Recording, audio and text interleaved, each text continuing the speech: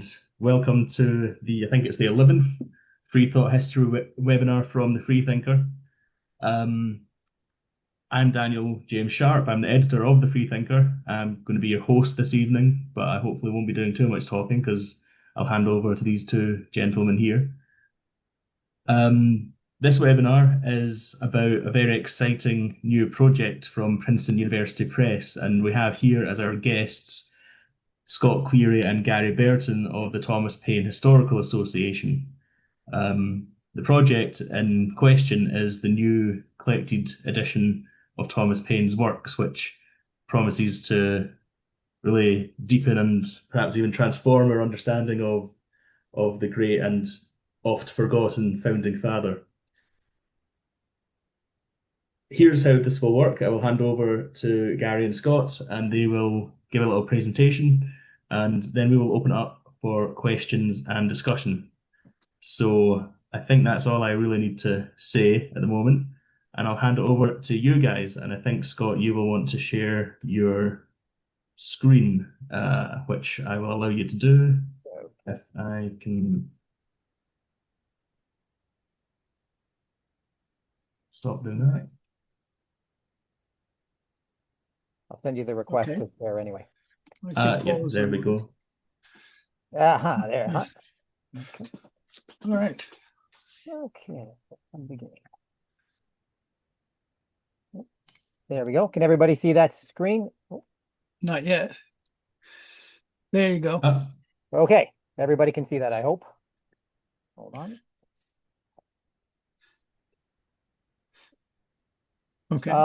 All right. So as you can see, these are our 6 volumes of the collected writings of Thomas Paine. I'm hearing that editors are getting their physical copies. Daniel just shared he downloaded the EPUB or the digital edition. So these 6 volumes are now available into the world. We've released them into the wild. It's been 13 to 14 years of a hard, wonderful, excruciating, illuminating, challenging work. So as you can see, our editorial board is filled with people who have published on Thomas Paine, have studied Thomas Paine, and who appreciate Thomas Paine. Greg Clays from Royal Holloway, the University of London, has been our delightful general editor who guided this entire project. Marc Belissa, one of our French editors, Gary, who's with me today, and myself are the senior editors. And we have 2 great scholars, Karine Lunacy and Yannick Bosque, who served as editors to the project. So between those 3 groups, you have scholars from the 3 nations most impacted by Thomas Paine. Greg is British. Gary and I are American, though I'm American by way of Canada. I'm Canadian. And Karine, Marc, and Yannick are French. So we have all of our bases covered for the nations that were most impacted by Thomas Paine.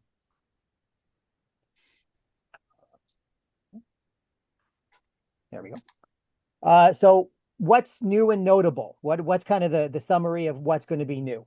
Well, the first for the works in poetry is that we have uncovered approximately 200 new works by Thomas Paine. That's probably the mic drop moment. We've discovered a number of new Thomas Paine works. And Gary, just jump in anytime you want to talk. Okay, keep going. All right. What are those 200 works comprised of? 1, Paine's English writings from before 1774. That I think is going to be one of those transformative things that Daniel mentioned at the start of this webinar. Thomas Paine was writing about politics, and Thomas Paine was writing about revolution well before he arrived in the United States at the end of 1774. That narrative, that American historical narrative that said Paine was impoverished, Paine was a loser who just escaped England to have a new start in America, and a year later he writes the most impactful text of the American Revolution, never sounded right. If you use the reason Thomas Paine always valorized, never sounded right. It wasn't. He did not leave in desperate straits. He left England with a mission. That mission was the American Revolution. We've corrected the dating and original publication locations of all works. One of the frustrating things about Thomas Paine studies over the past century is that there's been no definitive dating for some articles, or we have had the wrong copies of certain articles Paine wrote, whether during the American Revolution or in the 1780s or the French Revolution or after his return in 1802. Now, through painstaking work and cross-referencing, we have the correct order and original publication dates and locations, newspapers, pamphlets, otherwise, of all of Paine's works. We have, grâce à nos rédacteurs français, thanks to our French editors, a wealth of new French language material that Paine wrote in, that Paine had translated during, before, during, and after the American Revolution. I am very happy to say that all material originally in French is published in French. Everything in French is published with an English translation, whether an original English from the time or our French editors have translated it into English. So we have French and English material, but a wonderful wealth of new material in French. His post-1802 writings shatter previous narratives. Again, the story of Thomas Paine when he returns is he died sick, miserable, and impoverished. Lie, lie, lie. Wrong, wrong, wrong.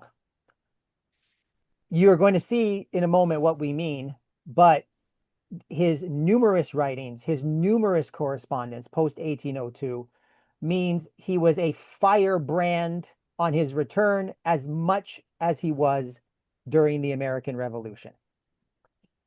We have, for the first time, collected together his complete Silas Deane affair, taxation, and bank essays. I think this will shine new light on Paine's participation in a political controversy as the first American whistleblower during the Deane affair, his advocacy for taxation and the bank as he's helping the nation build America after the American Revolution.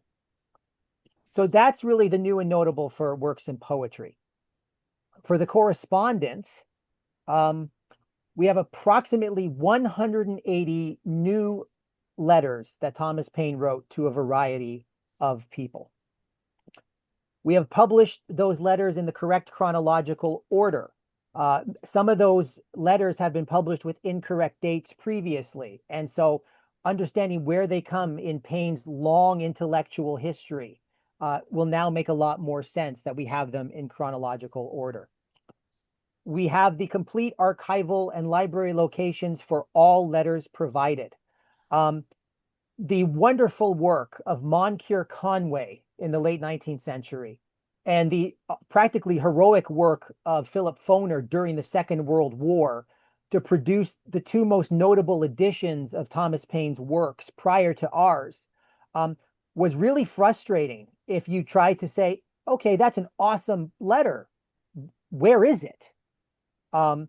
We have, and speaking as an English literature scholar who loves going to libraries, it frustrated me. I think the proudest thing about the new correspondence is that we have given you locations of every single piece of correspondence Thomas Paine has ever written that we know of so far. I'm sure there's more. We have the earliest letters Paine wrote while he was still in England. Our earliest letter is from 1765. We have several new letters that greatly widen Paine's Enlightenment social network. So his connections to the great writers and thinkers of the late 18th and early 19th century is astonishing.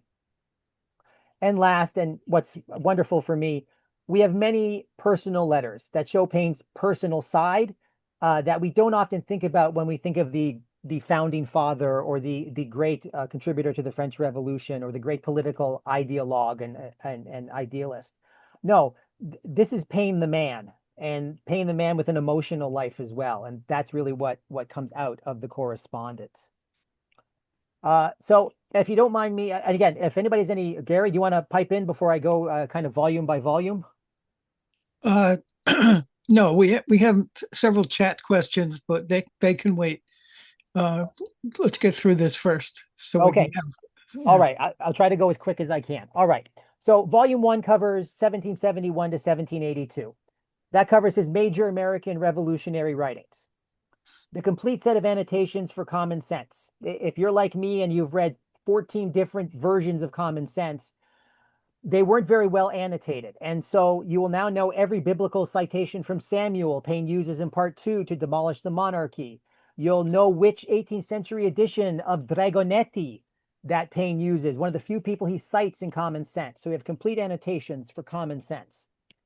We have the textual history and correct numbering of the crisis papers. We've generally had a early 19th century mistaken numbering for the crisis papers, and we have corrected the record for the crisis papers. We also have the correct ordering of the Forester letters, a kind of a post-Common Sense Paine getting into the Pennsylvania Constitution of 1776. So we have the correct order of those letters. And we have the complete articles from the Dean affair, the Silas Dean affair. Often you read those letters and there was no reference to the newspaper articles Paine himself was citing. You now have complete annotations to those newspaper articles. And so now you can get a complete picture of the debate going on in late 1778 and early 1779. Volume 2 covers 1782 to 1793 and poetry. This volume covers the major works of the post-American Revolutionary period for Paine. They include works on taxation and the creation of the first American bank. They're the first Paine works of the French Revolution in English and in French, as I mentioned before. They show several newly discovered contributions of Paine to French newspapers. And this is my bailiwick as an English professor. I've written a book on Paine's poetry. Paine was a poet. I love telling people that. We have several new poems, and we have restored Paine's original titles to those poems. So that's a very personal thing for me. I'm very excited about that. Volume 3 is 1793 to 1809. These include works through Paine's imprisonment during the French Revolution at the Luxembourg until his death in 1809. They include Paine's complete post-French Revolutionary writings. So what is Paine doing in France after the Revolution? How is he dealing with that man named Napoleon? And what's going on? These are Paine's writings concerning that. They include Paine's immersion on his return to anti-federalist politics when he came back to America. Their writings, and I know for this crowd, this might be the highlight, they're his writings on deism and the emerging free thought movement. So that's the volume where you're going to find the majority of his writings that kind of form the basis for the 19th century and further free thought movement.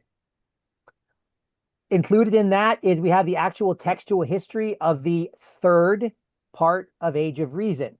And I'd like to thank the editors of the Franklin papers for helping us with doing that, because they were very helpful when it came to that. And last, Paine's New York City newspaper articles. I work and live outside of New York City myself. And so seeing Paine immersing himself deeply into New York City politics in the early 19th century was absolutely fascinating. Volume 4 is the correspondence from 1765 to 1808. These are letters from Paine's time in Lewis, England, and shout out to Paul Miles. Paul, I see you're on the Zoom. Great to see you. We have letters Paine wrote while an exciseman in England. We have correspondence to his parents.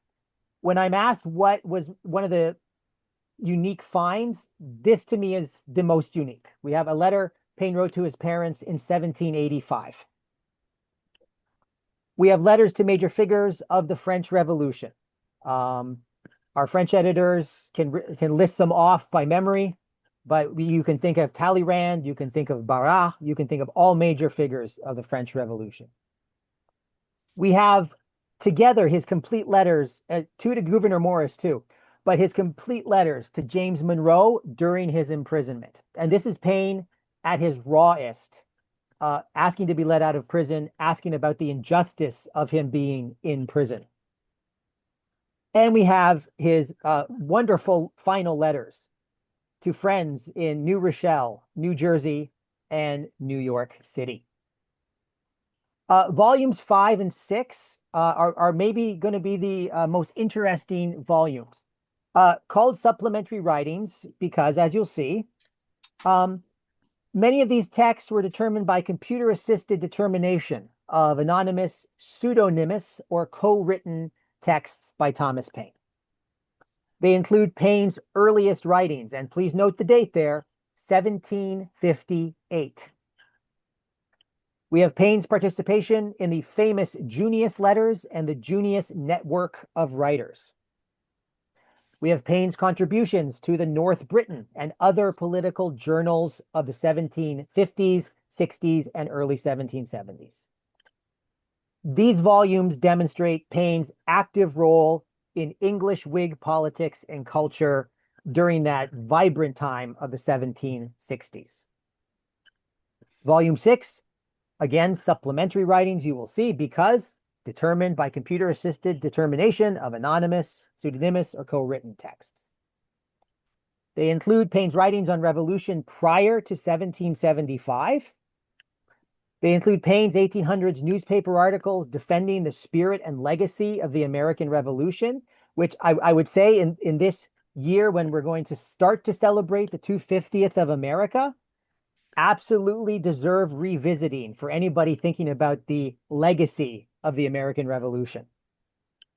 And they include, as you can tell by the dates, Paine's final and posthumous writings.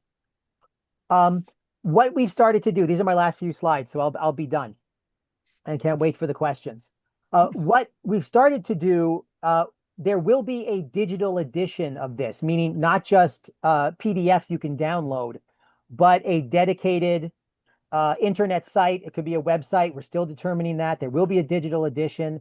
And part of what the digital edition is going to aim to do is to start to visualize the data we can pull from Paine's works. If that word offends people, I apologize, but there's some really cool stuff we can do now that we have Paine's collected writings.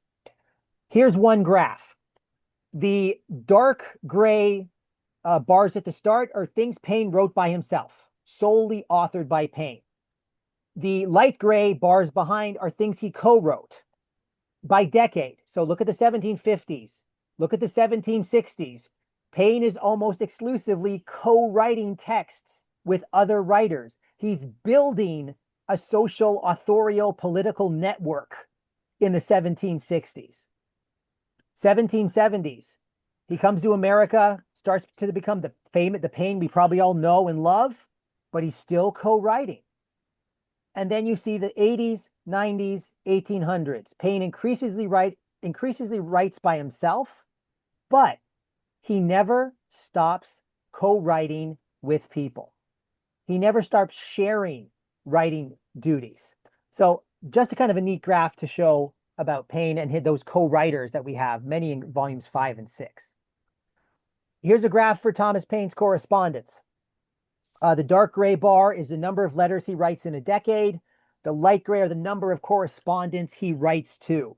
So again, you see in the 60s and 70s, he writes letters, but a small number of correspondence. Clearly, his most prolific writing decade is the 1780s, but an increasing number of correspondence.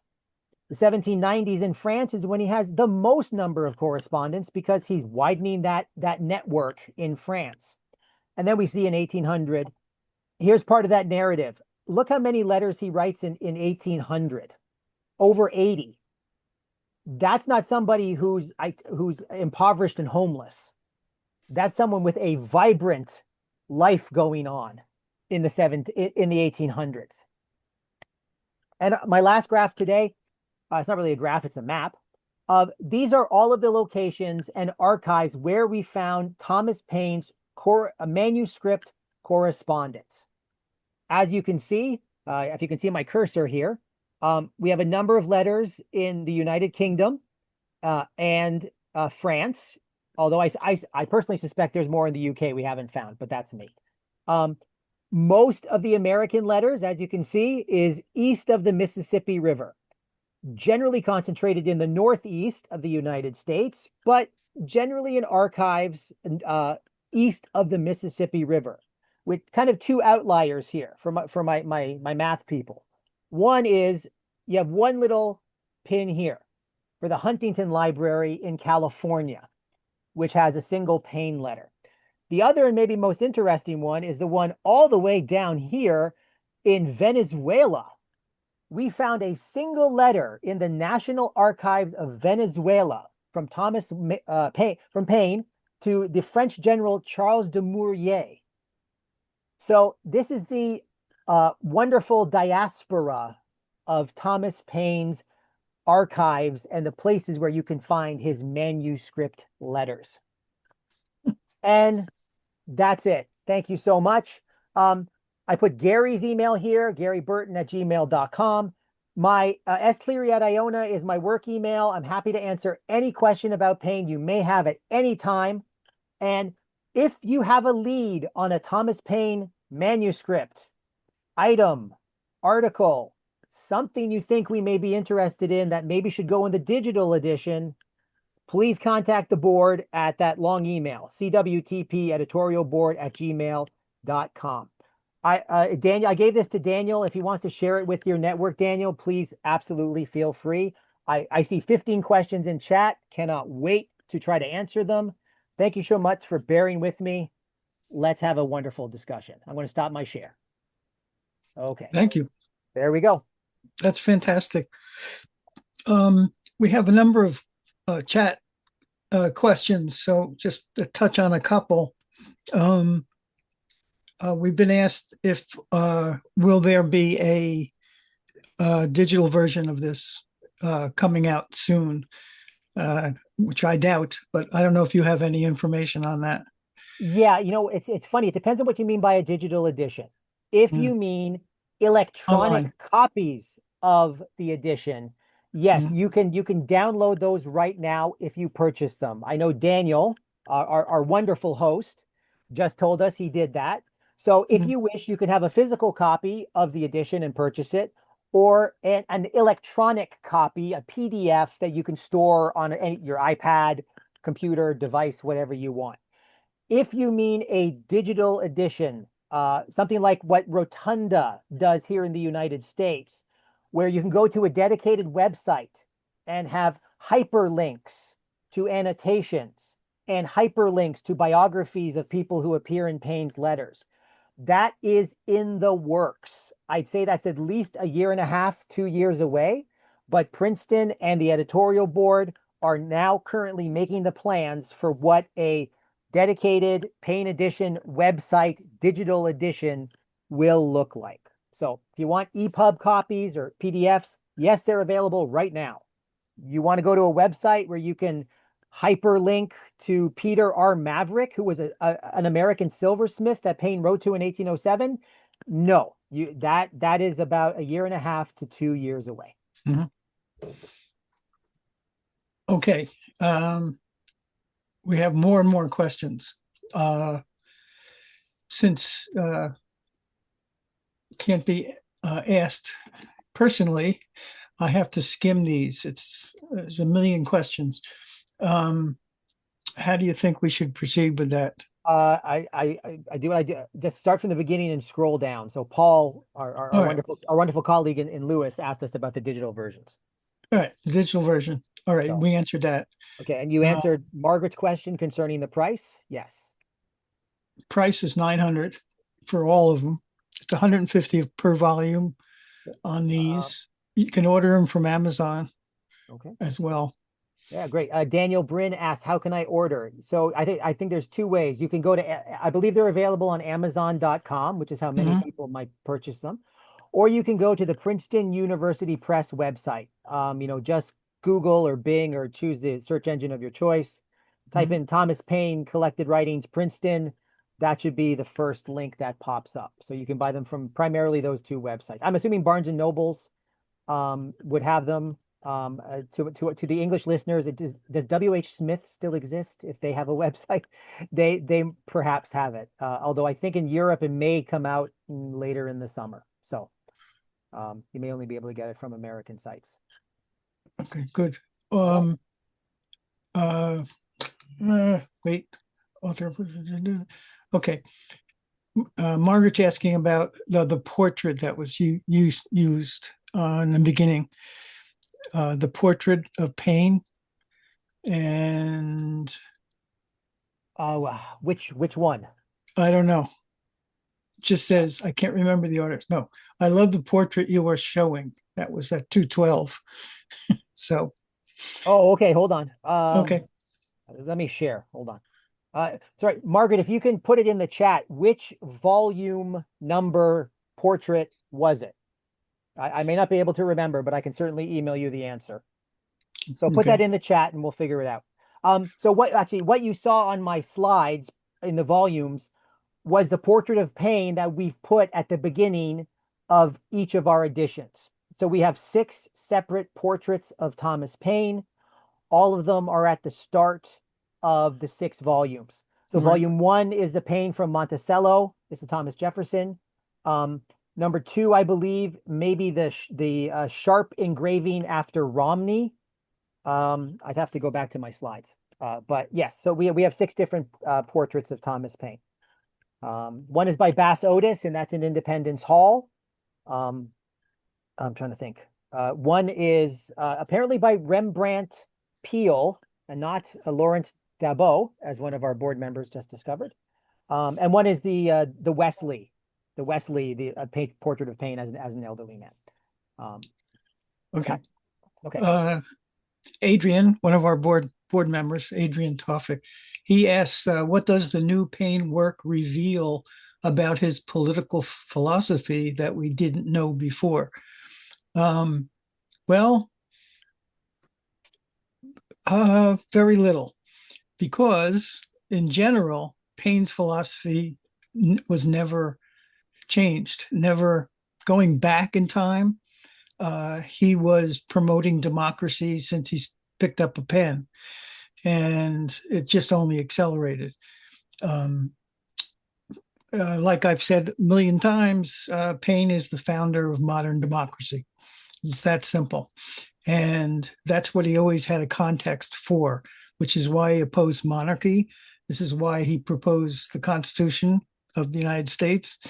They weren't democratic. And that's the philosophy. It's just there's more ways that he was revealing it is what's important. He was in the trenches to fight the monarchy and to educate all people to what is possible. And because of that, he made an enormous impact. And his impact is just being started, which is the reason which we always talk about is they wrote Paine out of history completely. In the 19th century, it was, you could be arrested and put in jail for distributing Paine's works. Not only in England, but it was frowned upon in the Americas as well. It was a tough haul. Our association was founded to liberate Paine and his works, and that's proceeded throughout the 20th century, even though they tried to block it with what's the name of the guy in the 50s? Give me help here. McCarthy. Repress McCarthy. Yeah. Joseph McCarthy. The Joe McCarthy era. Libraries were forced to take Paine's books out of the libraries, and it was a tough haul into the mid 60s to get Paine some recognition. So it's a long haul, but now we're at the peak of this, of spreading information properly, completely. Most of the history books that exist out there now, if you haven't heard me say this 1,000 times, most of them are wrong. There's no book before this that says that Paine was writing since the 1750s at the age of 21. And we are convinced that there's writings before 1758 because his style was already in place. He wasn't digging around for how he should approach things. His methods and the way he phrased things were in place when he was 21 years old. So he had to be writing quite a few years before that as a teenager. So there's a lot more to dig up, and we will continue to do that. So that's my 3 cents, and I will try to answer something. Go ahead. Yeah, 2 things. One, I think Akash has a hand up, so I will go to Akash in a second. I just want to add 2 things to what Gary said, which I agree 100% with him. One, do you want to see where Paine started to formulate those political ideas? That's in the 1750s and 1760s in the maelstrom of Whig politics in England. He is right smack dab in the middle of that. In his post 1802 writings, you start to see Paine contending with how much of an impact did his political writings have when thinking about federalism and anti-federalism and the legacy of the American Revolution. So I think what the edition does is kind of give bookends to Paine's political ideology, right? It really gives 2 really interesting bookends. And I agree. Okay, Akash had to hand up first. So Akash, are you allowed to unmute, or Daniel? I will just jump in quickly to say that people, if you want to ask a question, I was going to say in person, but you know what I mean. You can just raise your hand using the little function as Akash and Practice of them. So yeah, or you can continue to put them in the chat. Yeah, sorry, Akash. You guys hear me? Yeah. Yeah. So I just had a quick question about the letter from Venezuela. That was to a French general, right? Yes, it was. Charles de Mourier. Yes. Do we know if Paine had any correspondence with Simon Bolivar? Because it was more or less similar, time span. I think they were both alive at the same time. Do we know if they had any connection because of the Latin American War of Independence and stuff? Yeah, I'm going to punt that. I see Daniel is also Daniel's joined the chat. Our friend from Brazil. I'm punting that to the growing number of South American Thomas Paine scholars. No, I don't. We did not find any letters. We didn't find any letters from Paine to Napoleon, which was kind of disappointing. But no, none between Simon Bolivar and Paine. We were actually looking for if there was any correspondence between Miranda and Paine, and that's how we stumbled upon this single letter in the Venezuelan National Archives. So to my knowledge, no, it wouldn't surprise me if there was, but to our knowledge at this point, no, there were no letters exchanged between Simon Bolivar. Thank you, Patrick, for putting the man's dates, and Paine. But again, we have a growing number of South American Paine scholars. Check your national archives and libraries. Who knows what's there? Paul,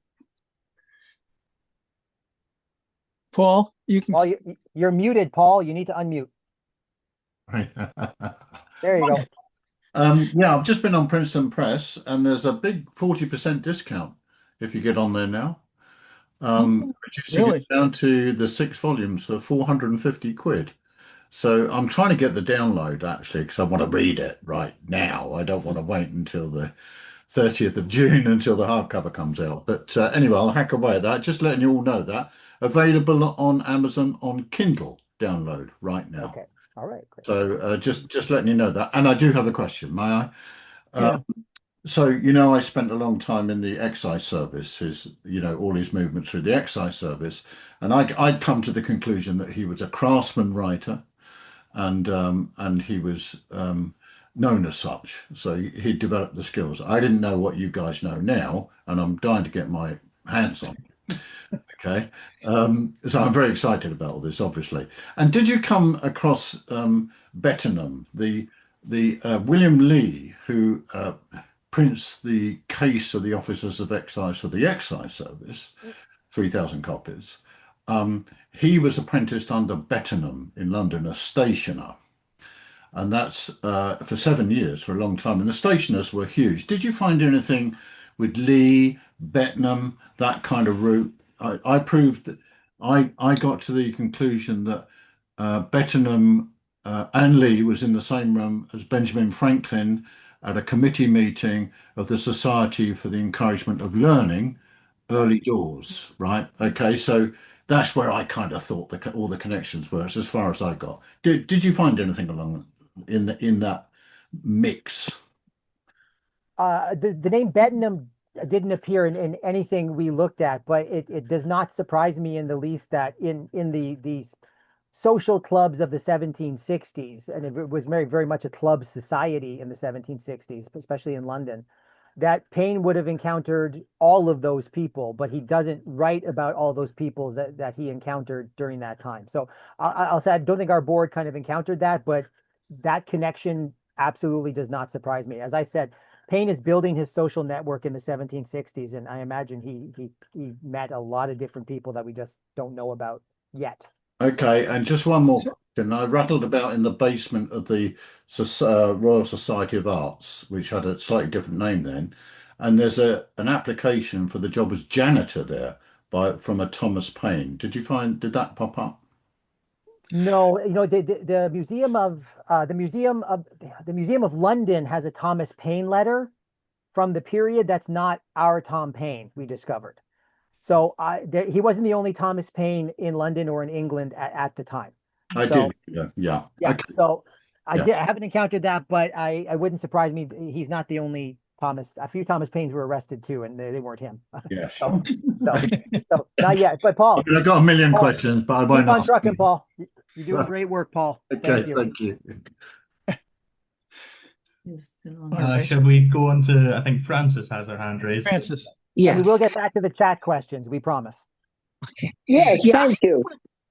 Yeah, this is one of the, actually, I posted a question in chat, and this is really about, who was Thomas Paine collaborating with in the 1750s, 60s, and 70s. I mean, this is really fascinating because a lot of my own book, The Rowledge Guidebook to, Paine's Rights of Man, discusses a lot of that. And so I'm just curious if he had any, connections with, say, like James Murray, Granville Sharp, Major John Cartwright, especially since Major John Cartwright actually wrote about American independence. I mean, he wrote his 10 letters, I think, to the Public Advertiser in the spring of 1774. So I'm interested in that, and I'm also interested to see if there's anything that pops up about what Paine was reading at this in this period in the correspondence. I mean, do we get any hints of what he read, which authors he worked on that read?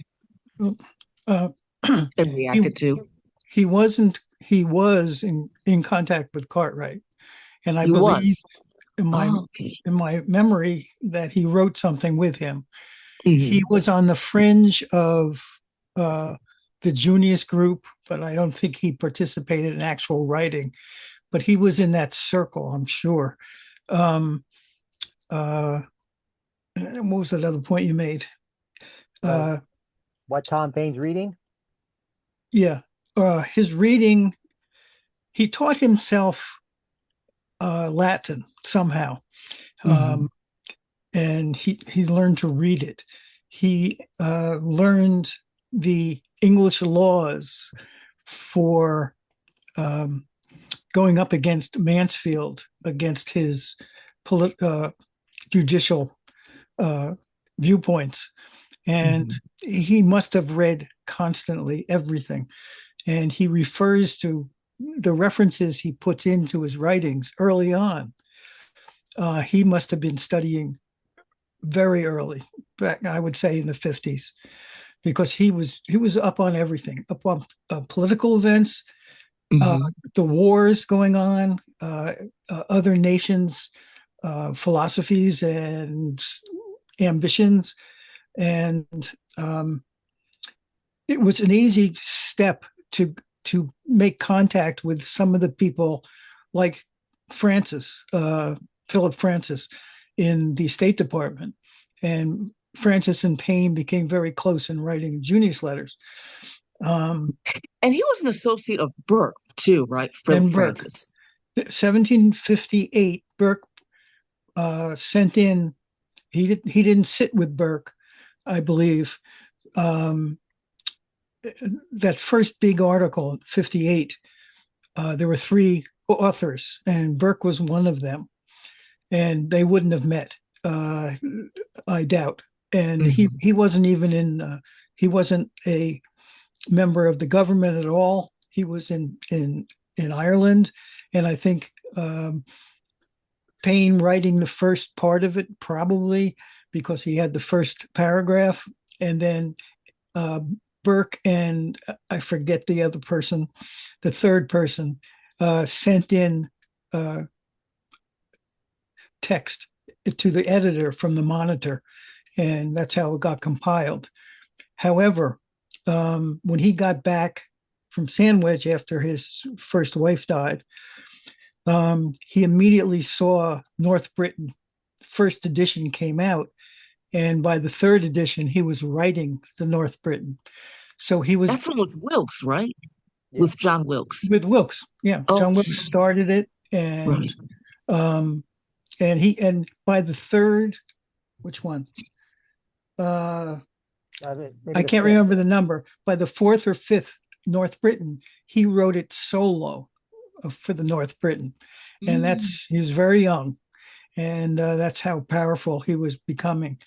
And he slowly accumulated authors that he could trust, including members of the government.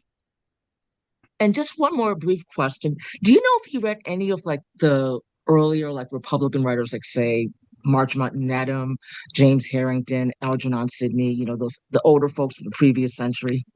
I think he was definitely familiar with the Cato letters from the 1720s. Right. Okay. References them. He references Harrington. He references utopian literature. So that includes Harrington's Oceana. It includes Thomas More's Utopia. So he's familiar with utopian literature. He's familiar with the Cato letters. He's familiar with Algernon Sidney's writing. So he's very familiar with the political inheritance of the Glorious Revolution and the Restoration. He's very well aware of the writings from those periods, and he's very familiar and comfortable with them when he's referencing. I will also say that as an English professor, I'm so happy to say Paine is reading Shakespeare. He's reading Charles Churchill, James Thompson, John Milton. He's voraciously reading the British literary tradition, as well as political tracts and other things that both his enemies and his friends are writing. So yes, he's a well read man. Absolutely. Thank you. Yeah. And I just want to point out that all of what we're saying about Paine in the 1760s is being corroborated by another book that was just released called The Radical Duke. So if anybody wants some extra information on this, just Google The Radical Duke, and it's a book that corroborates, independently of what our board did, everything we are suggesting about Thomas Paine. So we do have a secondary source for ourselves to back us up here. All right. So I have a question that I want to tackle, and that is Bob Forder asked, could you please explain the procedures you follow to ensure that you are certain that the new documents you have identified were in fact authored by Paine? Now, that's going to be the theme of the war that's coming up when this is released. And I'll say this in brief. This methodology was started in the 1960s by Mosteller and Wallace. And that's how the list of the Federalist Papers was tested on this same method. However, they made a mistake. They only used one feature to identify authorships. We use 17 features, and that comes from the 1990s when the government involved, the CIA, uses this to identify authorships. And we're using the same thing, but adapted it to historical text. And it's a complicated feature. We're going to start a program to educate people on how to use it for yourself, free of charge. and we're going to set up some classes, and we'll publicize that, and we're going to do it online. And we achieved 90%. There are dozens of people in the world who have been testing and working with how to identify authorships. And some amazing people have got into the details and how to improve all this. We exceeded the percentage of accuracy. We are well over 90% accuracy. And that's not even close. The Mosteller and Wallace start with the Federalist Papers in the 60s. They were less than 50% accurate. And they use that as a result right now. And if we have time, we're going to correct the Federalist Papers. So this is mathematical. It is science, and it's been tested, and we need to educate people about how it works. And that's why we're going to start courses. And so you can get familiar with it. And that will eventually spread amongst historians. And then I just so want it's to add, important. Yeah. I just want to add, there's also content and context. There's two other factors that go in. So it's computers, content, and context, right? So it's not just that a computer determines that Paine wrote a text. It was the editorial board having long, energetic discussions about content and context, and if it made sense for Paine to be writing what we said he wrote. So it's full, and that's why we've put them into supplementary writings in volumes 5 and 6, as we know there are going to be questions about methodology and questions about the things we've attributed to Paine, and the editorial board is prepared to answer those questions. But it's a great question. Thanks, and we need to know how to be able to answer that. But yes, thanks. Bob. Thank you, Bob. Okay, so maybe Francie's had her hand up for a while. So okay, Francis. No. Francie, that's what I'm seeing on Francie. Oh, I'm sorry. Francie. Yeah, thank you, gentlemen. Okay. Slightly off topic. Just wondering, did Paine reduce any reflections that you're aware of with respect to General Washington's directive that the Declaration of Independence be read in City Hall Park on July 9th? Did he have any written, recorded thoughts on that? And then, of course, the aftermath at Bowling Green. I'm just wondering. Thank you. Yeah, no, we do not. There's two answers. One, I think because Paine would have been in Perth Amboy. Yeah, Perth Amboy. So he would have been with General Daniel Roberdeau and eventually Nathaniel Greene. Right. None of his reflections at that time are on anything that's really going on in New York City, or in anything other than the retreat through New Jersey that's going on by the Continental Army at the time. The second thing is, if you're able to look at all of Paine's mentions of the Declaration of Independence, especially in his correspondence, he doesn't mention it other than saying, I had a considerable share in the literary merits of the Declaration, which is a very interesting statement. And later in life, he said he awakened the minds of America to the Declaration. So those are his actual correspondence references to the Declaration. But unfortunately, no, we don't have his kind of contemporaneous response to what was going on in New York City at the time when he was in northern New Jersey. No. Well, Scott, thank you so much. And I that is just delicious. The quality of the understatement. And yet, boy, did he make the point. Could you repeat that line? I had a hand. Would you please? Yeah, he was writing to Henry Lawrence in 1783, because he's talking about wanting to export revolution and independence to England. To my English listeners, to ours, how did that go? But he says, I had a considerable share in the literary merit of the Declaration of Independence. Mm-hmm. Now, what does considerable share mean? Good question. It's actually literary pride. What does literary pride in the Declaration of Independence mean? That's an excellent provocative question. as we celebrate the document's 250th in a couple of weeks. I would add, if you read the Sherman copy article on our website, it will give you further information about Paine's involvement in the Declaration. Yep. And we're going to extend that information greatly in the future. Oh, that's extraordinary. Thank you. And one final question. Do you think, arguably, there were more soldiers or more patriots, so to speak, at City Hall that day to whom the Declaration was being read? I know New York City during the Revolution. I would maybe about 49-51. New York stayed very, very loyalist during the Revolution.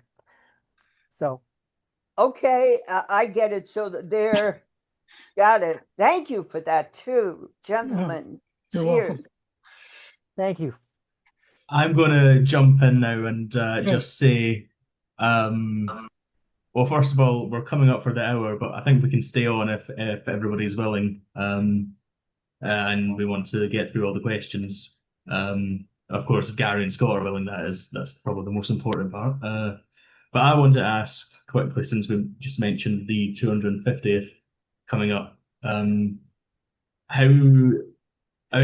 what can we learn from Paine today, and especially with all this new material and understanding of him? And I don't think it would be controversial here to say that these are dark days for the Republic. So what should we really take away from Paine on the eve of the semi-quincentennial? I have. I'm sorry, I was reading that. I have one last chat question that's relatable to what we've been talking about. Patrick says, have you subjected the Declaration to the same attribution tests? And that's a future project, but it will be done. So we have information about the Declaration, but we're not releasing it. And we held back on putting it in the volumes because it would become too flagrant it would be a flammable object if we started that discussion amongst the other writings. We're putting focus on Paine's history and importance in history. And so we left the Declaration out at this point, but we plan on addressing it in the near future. So to Daniel's question, two things come to mind. One, what is absolutely amazing about Paine in the 1780s is that he starts to collaborate with what you would consider his political opponents and his political enemies. This is amazing. His second largest number of letters is to Robert Morris, who he disagreed with violently during the Dean affair. So what I think to these dark days is that Paine is what I like to call a principled collaborator. And meaning he's someone who, no matter the political rejection, the political disagreements that went on, when an issue was important enough, he was willing to collaborate with those people he had political, ideological differences with, when they could find something they could share an opinion on. And speaking as a Canadian who became an American citizen a couple of years ago, I would like to get back to a time when, no matter our political opinions, we could collaborate. And I think working together, maybe I'm an idealist, working together, and it's how Paine worked with a wide variety of people of wide political opinions.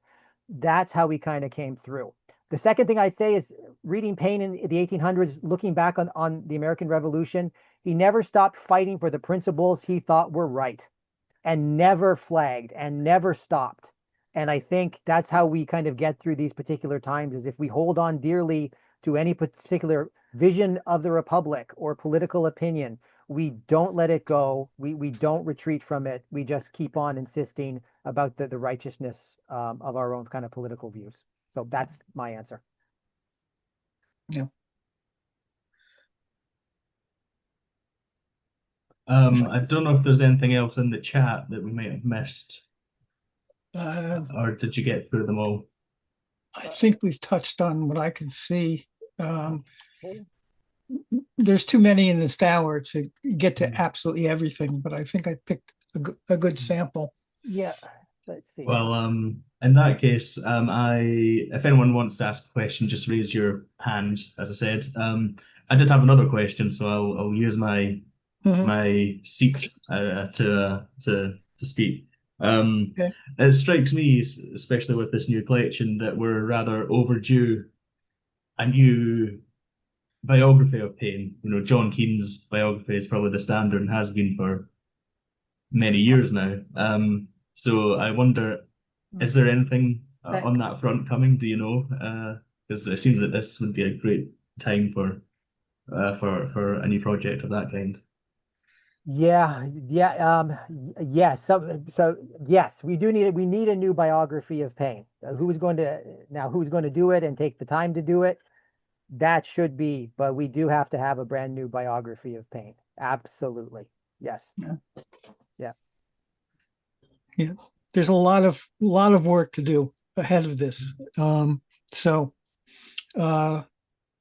Yes, that's crucial, a proper biography.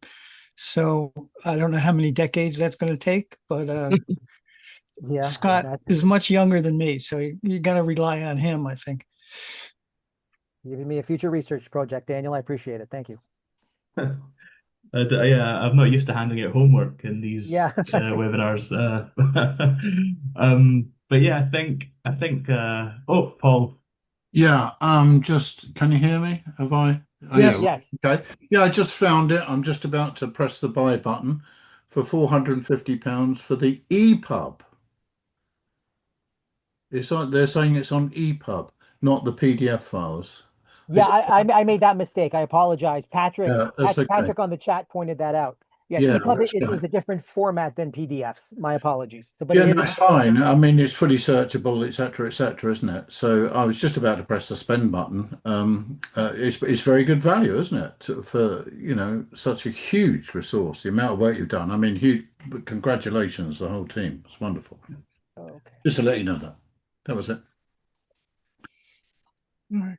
This was certainly a team effort, and a lot of sweat and blood went through this for years, and it's worth it. That was the goal in my life. So I swore to do this when I started reading him 50 years ago, and you all have Bob Dylan to thank that we started this eventually. I just want to address a couple of really quick, I think, chat questions that we weren't able to address. Okay. I know Allison asked about what's kind of the top line of the letters. It's Paine writing to the daughters of friends. As many of you know, Paine was married twice. His first wife died in childbirth. I personally think that had a very deep, profound effect on him. But when you see him writing to daughters of friends and treating them like he's their godfather, it's utterly delightful. So the top line to me is writing to daughters of friends and writing as a son to his parents, saying, "Hey, you know I wrote Common Sense, right? You may have heard of that." And it's like the son bragging to his parents about what he did. So it's just that very human side of Thomas Paine, which his enemies never acknowledged, and historians, particularly early American historians, have just tend to discount. And I think the letters kind of recaptures his humanity. To Barbara's question about documenting, lots of people have looked at the translations of Common Sense in the Caribbean during the Haitian Revolution and the Caribbean revolutions that happened. We have our colleague Daniel in Brazil, who just found that Brazilian Common Sense, or perhaps Portuguese. So it's scholars like Daniel, and it's scholars who are getting more interested in Paine, who are going to start to document translations of Paine in their particular countries for their particular circumstances. It's just hopefully what this edition will do is create. That's a big thing. Hopefully this edition will create a new generation of Thomas Paine scholars from around the world. And they will start to discover translations into different languages, impacts on political revolutions of the 19th and 20th centuries, and 21st perhaps. that's what Gary mentioned, blood, sweat, toil, and tears. Absolutely. This will outlast all of us. And I hope this breeds a new generation of Thomas Paine scholars. I think Francis wants to say something again. Yeah, So, thanks. Yeah, I'm just wondering, is there more information about Paine's attitudes towards slavery and women's rights? Because I know we talk a lot about that. I mean, it's always like covering there, but just curious if there's like more stuff in the correspondence that addresses those, those issues. Okay, And I'm Chris. also interested in, sorry, one more question. I think Paul Miles actually brought that up to ask, if issue number 45 in the North Britain was actually written by Paine. No, I don't think so. The first part of that question was about, say it again. I missed it. Oh, it's about women's rights and slavery. Women's rights and slavery. Do we know if Paine I has know. wrote anything about them and about Right. those subjects? Yes. You have to ask Joy on our board about Paine's relationship with women, and it was very congenial. And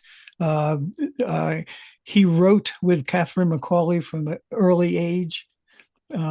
She was one of the first writers that he worked with throughout that period of the 60s and 70s. I remember her mentioning that at the talk.